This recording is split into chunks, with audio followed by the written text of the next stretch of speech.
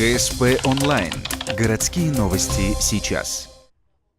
19-й отряд противопожарной службы, в который входит Ухта, Сосногорский Вуктыл, стал лучшим по всей республике. Всего в смотре-конкурсе участвовали 12 отрядов со всей Коми. Оценивали огнеборцев по большому количеству критериев, среди которых участие и победа в конкурсах и соревнованиях, пропаганда пожарной безопасности, поддержание зданий и сооружений, ну и, конечно же, высокое качество профессиональных навыков. На пожар мы выезжали, 19 отрядов выезжало 37 раз, загорание 93 раза, на ДТП 71 раз. За то, что ухтинские, сосногорские и вуктыльские пожарные, всего их 122 человека, стали лучшими в регионе, им вручили кубок. Правда, не навсегда. Переходящая награда останется у них только в том случае, если огнеборцы из 19-го отряда не уступят и в 2018 году.